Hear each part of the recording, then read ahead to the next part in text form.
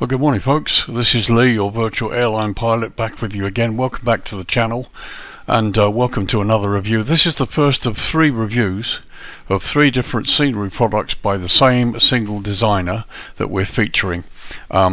This week's been a little bit sort of tough for me at the moment with the 1 or 2 issues, so I'm going to try and get this video out, and I will probably get the other 2 possibly next week.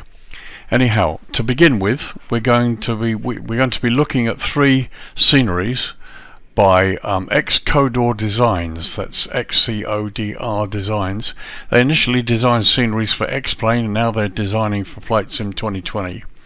And at the moment, you're looking at the first scenery I'm going to review. This is Yellowstone Airport in Yellowstone, Montana, United States. Kilo Whiskey Yankee Sierra. This is a payware scenery by XCODR Designs. This is version 1, and as far as I can tell, it's for the PC version of Flight Sim 2020. Although I'm told it's also in the marketplace, but we'll come to that. My download was just over 2.8 gig, and it installs at 2.6 gig. It's available direct from the XCODR Design website.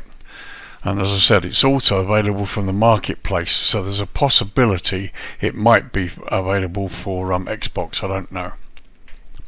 So the price is $12.99, which equates to roughly €13.46, or UK £10.83. Euro and UK prices are estimates, and these prices do not include VAT and tax, which may of course vary depending on which country you're in when you make your purchase. So I'll give you the list of features. There's quite an extensive features in this scenery. Detailed accurate rendition of Yellowstone Airport itself using PBR normal maps for enhanced realism. Realistic custom ground textures provide the authentic feel. You've got realistic gorgeous rendition of key features of Yellowstone National Park. Custom color corrected US Geological Survey NIPA meter satellite imagery, which dramatically enhances the appearance of popular geothermal features, and custom rendition of the lodge near the Old Faithful Geyser Basin. We'll come to that later. We've also got custom handmade 3D models for the following geothermal features: Mammoth Hot Springs, the Old Faithful Geyser, the Castle Geyser, and the Giant Geyser. And the following geothermal features are also included in this package: Old Faithful Geyser Basin, the Grand Prismatic, Fountain Paint Pots, Firehole Lake Drive and surrounding features, Hot Spring Lake, 100 Springs Plain, and Mammoth Hot Springs. Now I've got the helicopter, and we're probably just going to look at a couple, Old Faithful included, but as I said, there's a huge amount here to be seen and discovered. Much of which I'm not aware of, but it obviously is listed there for you to see. So as ever, let's talk history. Yellowstone National Park is world renowned for its thousands of geothermal features and its stunning beauty, and this attracts millions of visitors each year, many from abroad. Yellowstone Airport, Kilo Whiskey Yankee Sierra, is a state-owned public-use airport located adjacent to US Highway 191 and 1 nautical mile or 2 kilometers north of the central business district of West Yellowstone, a town in Gallatin County, Montana, United States. And you can see West Yellowstone here. Although only open from June through September, commercial passenger service is available during these months. Scheduled airline service is subsidized by the Federal Essential Air Service, or EAS, program. The town of West Yellowstone is located near the west entrance to Yellowstone National Park. The airport should not be confused with Yellowstone Regional Airport in Cody, Wyoming, or Yellowstone International Airport between Belgrade and Bozeman, Montana. In the past, the official airline guide, or the OAG, referred to Yellowstone Airport in its scheduled airline flight listings as West Yellowstone. 2 airlines operated mainline jet aircraft into the airport, although all services were seasonal in nature, and it was not operated during the winter months. In the 1960s and 70s, Western Airlines served the airport on a seasonal basis with the Lockheed L-188 Electra prop jets, with the airline then replacing this turboprop service with the Boeing 737-200 jet flights. During the summer of 1973, Western was operating 4 737 flights a day into the airport, with non-stop jet services to Butte and Great Falls in Montana, Idaho Falls, Indiana, and Salt Lake City, Utah, as well as flying a direct jet service to Las Vegas, Nevada, Ontario, San Diego, and San Francisco in California. Western was subsequently acquired by Delta Airlines, which then turned the former Western service at the airport over to regional airline affiliate Delta Connection, operated by SkyWest Airlines. The original Frontier Airlines, 1950 to 86, served the airport as well with direct Boeing 737-200 jetline service to Denver, which was also operated on a seasonal basis. Prior to operating jet flights, Frontier served the airport with a Convair 580 turboprop. The Federal West Yellowstone Interagency Fire Center oversees aerial firefighting operations and is located 2 miles north of Yellowstone National Park Gateway community of West Yellowstone. The base was established in 1951 at the old airport just west of town, and then moved to its present location in 1965. It's jointly operated by the U.S. Forestry Service and the National Park Service. During the summer, the base is home to 21 smoke jumpers, pilots for the jump planes, and firefighting air tanker, an office manager, and an air tanker base manager. The base also supports visiting jumpers, tankers, and other aerial firefighting resources during times of high fire activity. The jump ship aircraft is a Dornier 228 twin turboprop configured for smoke jumper operations, while the air tanker aircraft varies between converted British Aerospace 146 and McDonnell Douglas MD-87 jet aircraft, both were formerly operated as passenger airline aircraft, as well as a Lockheed C-130 and a Canadair CL-415 turboprop 2. These next-generation firefighting aircraft can carry up to 3,000 gallons of firefighting retardant and support the greater Yellowstone area. West Yellowstone jumpers and the air tanker are considered national resources, while attached to the Gallatin National Forest with the primary response area of Gallatin, Shoshone, Beaver Head, Deer Lodge, Targhee, Bridgerton, Teton and Custer National Forests, as well as Yellowstone National Park and Teton National Park. They can be dispatched anywhere in the country to respond to wildfires on federal lands. So there you go, quite some history. This airport has restricted operations, which we'll discuss in a minute. So let's have a look at runways, turn the light down, and discuss the operation of this airport. Okay, runways at Yellowstone. Yellowstone Airport operates a single runway, 0119, measuring 8,400 feet, or 2,560 meters in length, and it's made from asphalt. Runway is grooved, and the airport lies at a high elevation of 6,649 feet, or 2,027 meters. Both ends of the runway feature high-intensity airfield lighting and precision approach path indicators on the runway left side. And here we are looking down the throat of runway 01, and you can see the lighting's adequate there, and you've got the precision approach path indicators on the left side. In addition, runway 01 features medium intensity approach lighting with runway alignment lights, and has an instrument landing system as well as RNAV approach options too. So there's an ILS equipped to this runway, and you can see you've got these medium intensity lighting leading you into the runway. Let's have a quick look at runway 19, the other end. So here we are looking down the throat of runway 19. This runway has just an RNAV approach option for landings, and also you can see it has a PAPI, but it's a different type. Okay, you've got, if you're on the approach path, you'll get red and you'll get white. If you're too high, you'll get white, and if you're too low, you'll get both red. So instead of having the 4 side by side, you get 2, one above the other. Here you've got runway end identifier lights, and again the high intensity runway lighting system is available. One other thing to note, Yellowstone is a cold weather temperature restricted airport. Snow removal is not available at this airport, and it's closed from the 31st of October through until the 7th of May the following year. So pilots should check NOTAMs, and just be aware of the fact that it's a high elevation airport and you've got mountains and hills and lots of forest surrounding the airport as well. So that does it for runways. Let's get down to the airport itself and have a good look. Okay, so we'll have a quick look at the airport here, coming across the ramp south to north.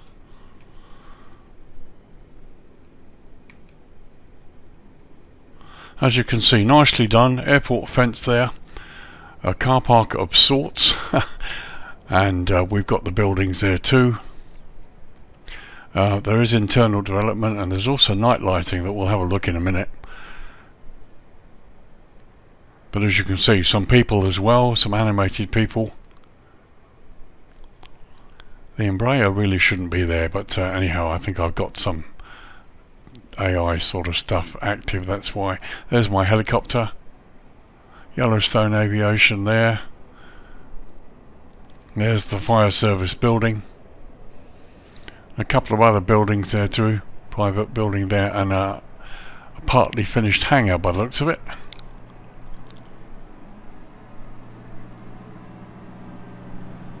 It all looks really quite pleasant. And there you can see the words Yellowstone marked on the taxiway. Taxiways have good signage, you can see them from here.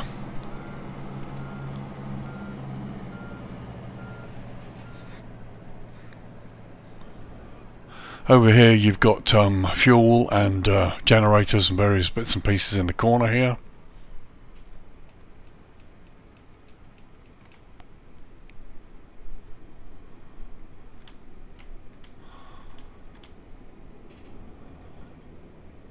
And there you can see nothing's been spared in terms of attention to detail. Looks very, very nice. And there too, and the fence line's intact, which is good. So some nice trees and foliage. Let's just have a look landside here. It's very pleasantly done. I think it's really nice. The buildings, the car park, the fence line. It's quite simple, but it's very effective, I think. It's very nice indeed. It's a lovely little airport, and you can take off from here and sort of head south east and go all the way down to the old faithful Geyser. So we're coming landside here now.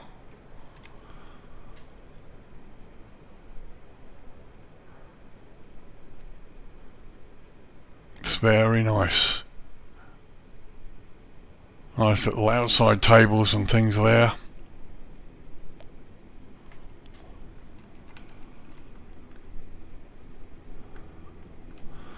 Very pleasant. So look outside of the building here, you can see some people, animated and static. Nice little area there. And there you can see, looking inside, you've got people inside the building, which looks quite nice. Let's pop in and have a look. So there's the interior. You've got people standing around and what looks like body scanners there, or a security check, which looks quite neat. Some advertising hoardings on the upper wall. Avia's rent-a-car desk. And there we are, looking in the other direction. And looking outside there, you've got the little outdoor cafe seating area. And as you can see, it extends the whole way landside. And another quick look inside from this vantage point. Looks really nice. Quick look across the ramp. This runway is actually long enough to accommodate that jet. It's really not a problem. Right, just a quick look at these buildings here from landside. And you've got this kind of thing inside. It's sort of photographic internal development, if you like, which doesn't look too realistic, but it's okay, it's nice, it's done. And there's the building from the outside. As you can see, this is a high elevation airport, 6,600 odd feet. There's a fire station, some nice fire engines. And here's the Yellowstone Aviation building, which is actually landside of the fence. Got a couple of cars there, a couple of airport operations cars, I believe. Nicely modelled building. Right, nothing really inside, it's all a bit higgledy-piggledy as you can see inside. And the same building from landside. And finally you've got this hangar there, as you can see, that's sort of unfinished, in process of being built. So as you can see from this shot, parking markings are nicely marked out there. You've got the name of the airport and the elevation painted on the concrete down here. And here out on the taxiway you can see you've got taxiway signage, which is absolutely fine, just what you need.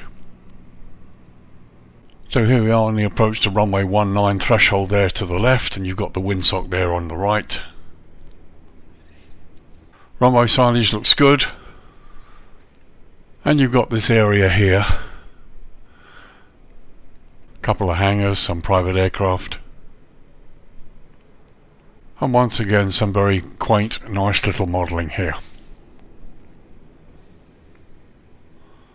Very nicely modelled little airport it is indeed, no problem at all. Okay, let's turn the lighting down and see what we've got in terms of after hours lighting, as it were. Okay, so 4:45 in the evening local time, and as you can see we've got some very nice subtle lighting. The runway is lit, and you can see West Yellowstone town here in the distance. So here you can see the visual approach slope indicators. They're the different type here.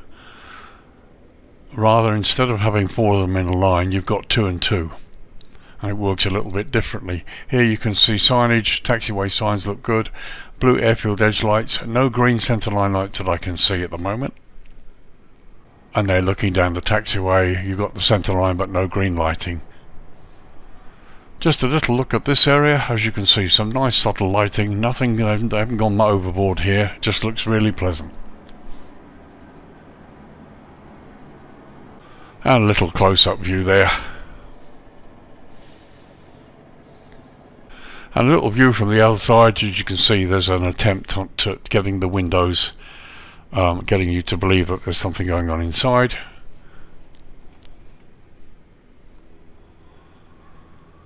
So we'll go across the airside ramp as we did during the day.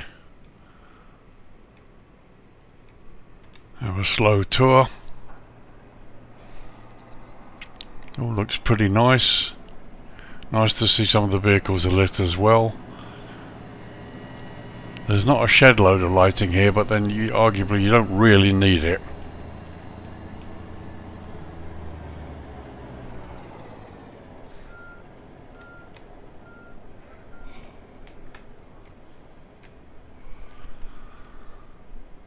So as you can see, the lighting is very pleasant. It's quite quaint.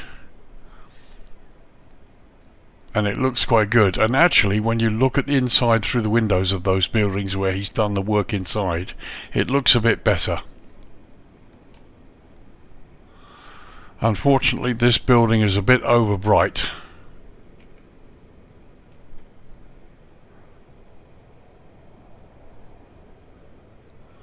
Unfortunately, it's sort of way too bright inside there. But yeah, no, it's okay. You know, I think you've got enough here to be able to land at dusk or in the darkness time, should you need to. This is really meant for sort of daytime visits to go and look at the geysers during the day.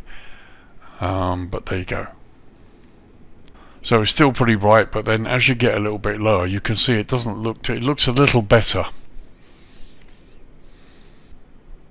There's the inside, which looks perfectly okay, but as you can see it's probably way over bright really, needs to be toned down. And a view from another angle there.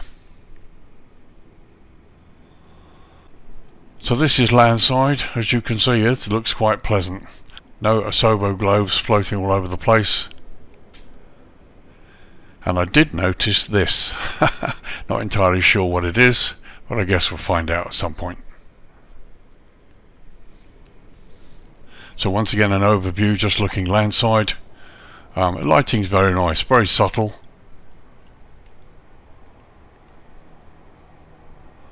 So we'll just pass over the landside car park here and have a look at the lighting on these buildings from the landside. As you can see, the lights work. Everything looks nice. The down lighting looks very pleasant actually. Nicely done. Very landside of the fire station here.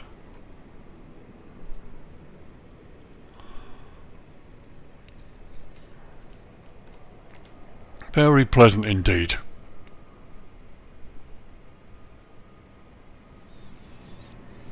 So as the sunset really gets going there you can see the taxiway and the runway and the signs to give you a good idea what it looks like should you need to come in here during the hours of dusk.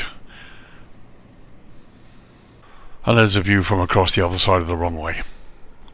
So let's turn it down to night time very quickly.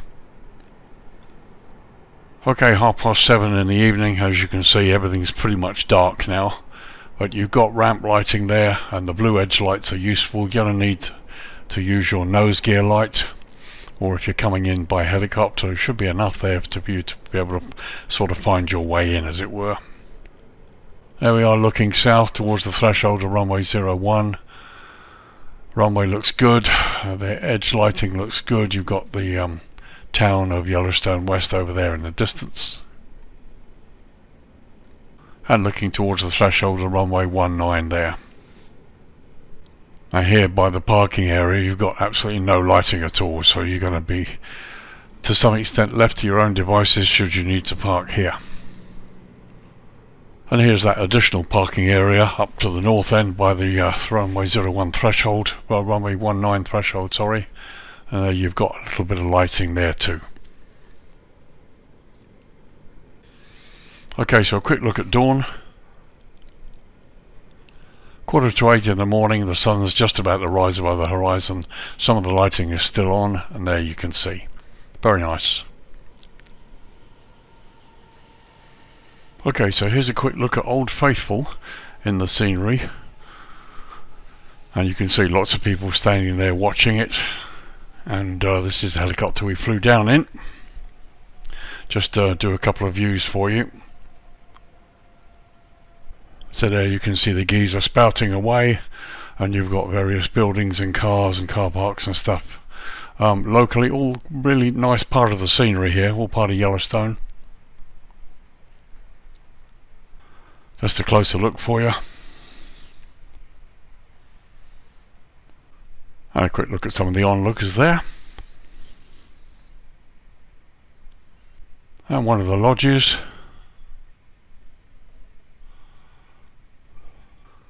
And a little overview of the car park and some of the buildings are located close to where the Geyser is. As you can see, some very nice scenery, buildings, nicely laid out. I really quite like it. And there's a nice high level view of the scenery. As you can see, the Geyser, the surrounding buildings and the car parks. And the highway down here, this is Highway 191. Which goes right past the Geyser.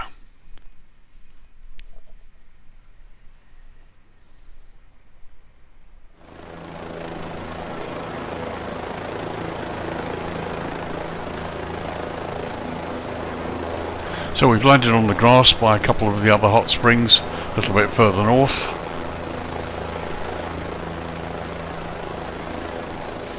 There's the footbridge that goes across to the springs.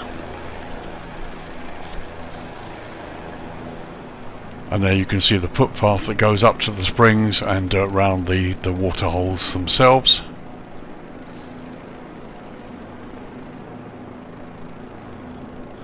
And a quick look there from the other side. And there's the other spring themselves.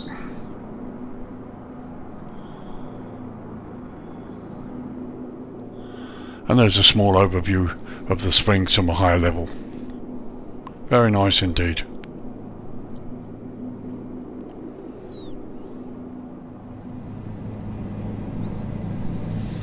So there you go, that's a look at some of the springs, some of the scenery that's been done. So now let's take off and head northwest on the short flight back to Yellowstone Airport.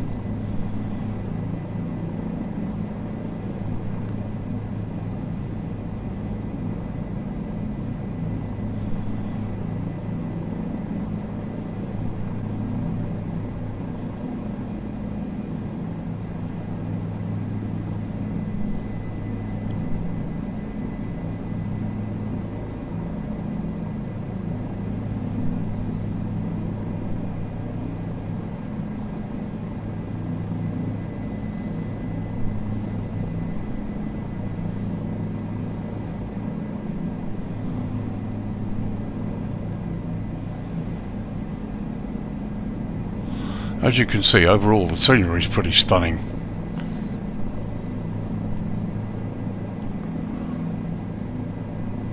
So we need to get some height to get over these hills.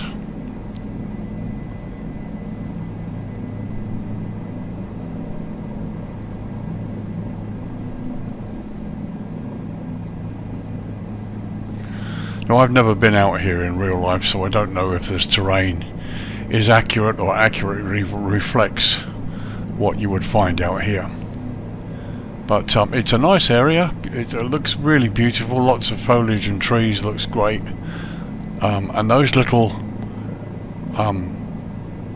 additions that he's done to the scenery, as well as the airport that we're going to look at now, are really nice. And the geyser looks really great, I think.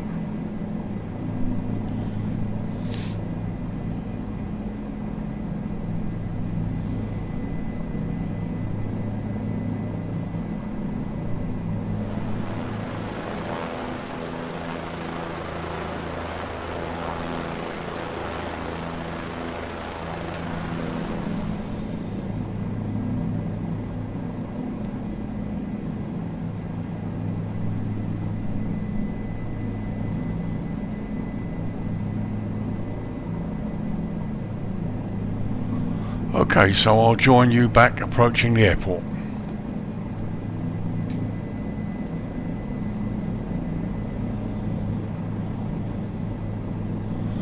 Welcome back, folks. Here we are approaching the airport from the southeast.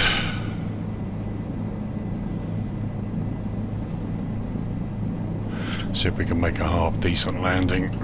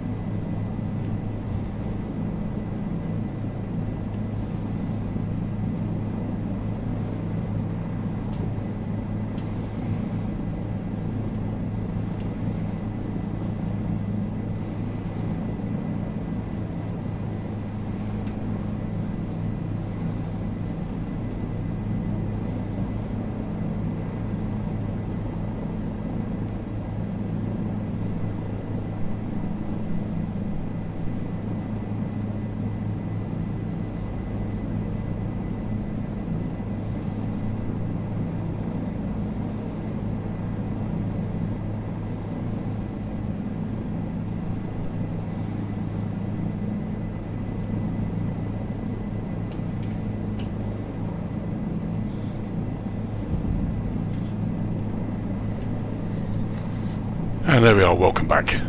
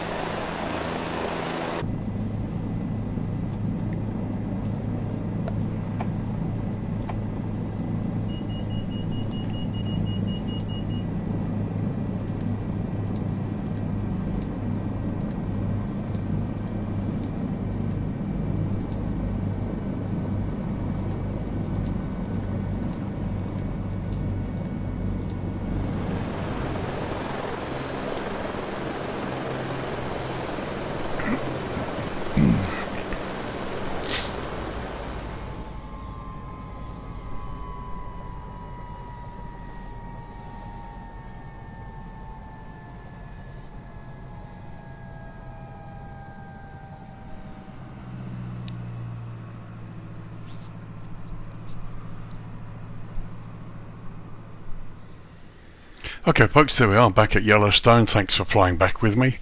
So time to give you my conclusions here on the scenery, on the first of the three sceneries we're going to look at. This is Yellowstone Airport. We are going to also be looking at SEDONA and also the attendant scenery of the Red Rocks there. And then we're also going to look at Grand Canyon West Airport as well, by the same author. So what do I think? Yeah, it's a lovely little scenery. The airport's been nicely done. Lighting's pretty reasonable, especially at dusk. Sometimes the terminal looks a bit overdone, but that's really nitpicking, nothing more than that. The airport's been nicely modelled, nicely integrated into the terrain, and the whole place looks beautiful. The additional bits and pieces, the Geyser looks nice. The surrounding terrain has been lovely, really nicely crafted, and you'll actually see more of that in the other sceneries, particularly the Red Rock scenery, which we'll look at next. As I said, we looked at two springs. We looked at Old Faithful and some other sort of springs and vents there. So much more to see. Mammoth Hot Springs, Castle Geyser, the Giant Geyser, and so many other bits and pieces to see, which I haven't covered in here. It's beyond the scope of this review. But generally, I think it's lovely. It's well worth the price. This gentleman has got a real skill, and it's evident to see even in just this one scenery. I'm curious about the little car down there. The little red car, which I haven't been able to find any information about. Perhaps anybody could tell me in the comments if it exists at the real airport, what it is, if there's any, what sort of relevance it is, if any. But no, very, very nice airport, and quite recommend it. So this is Yellowstone Airport in Yellowstone, Montana in the United States. Kilo Whiskey Yankee Sierra. Payware scenery by XCODR Designs. This is version 1 for the PC version of Flight Sim 2020. No information that I can find about whether it's available for Xbox, but it is available in the marketplace as well as XCODR Designs' own website, so there's a good chance, I would think, that it might work on Xbox. Price is $12.99, which equates to €13.46 or £10.83 UK.